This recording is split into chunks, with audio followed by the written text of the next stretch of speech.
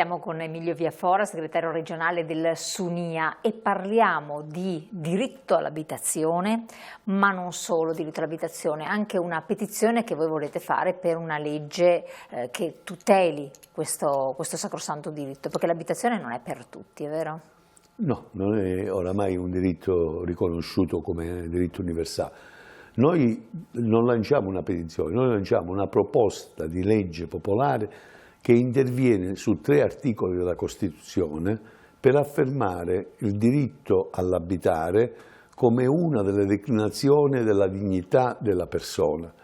E tra l'altro coprirebbe, ci sono stati diversi pronunciamenti della Corte Costituzionale che questo diritto lo hanno affermato, ma non trova spazio nella Costituzione, dunque diventa ogni volta discutibile.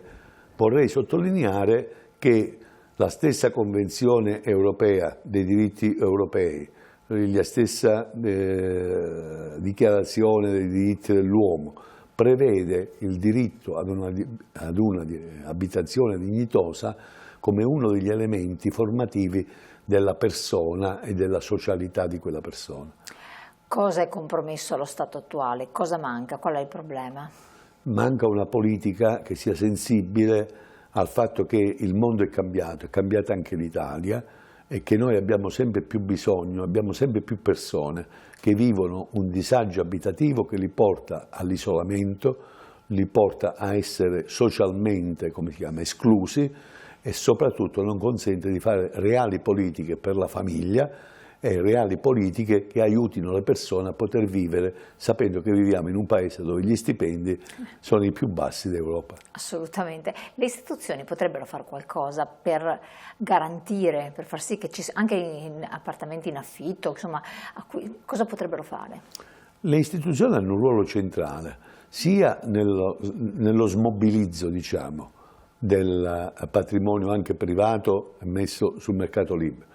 Potrebbe agire la leva fiscale, dunque se tu la mantieni sfitta ti faccio pagare molto di più perché tu produci un danno complessivamente alla società. Terzo, potrebbe avere una funzione di aiuto ai proprietari perché mettono a disposizione a prezzi accessibili i loro appartamenti.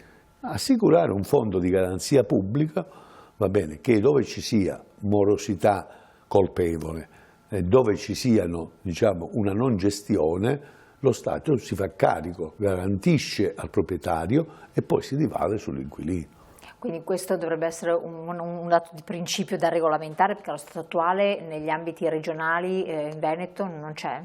In Veneto non c'è, c'è in molte realtà locali dove le istituzioni, magari anche il rapporto con le fondazioni bancarie, con gli istituti bancari, hanno costituito dei fondi di rotazione in maniera tale da garantire e dare un sollievo a questa carenza di abitazione che è diventata veramente un'emergenza. Segretario, grazie di questo approfondimento, continuate a seguirci, se avete poi problemi con gli alloggi, con le case c'è il Sunia che può dare una mano o una consulenza. Buon proseguimento.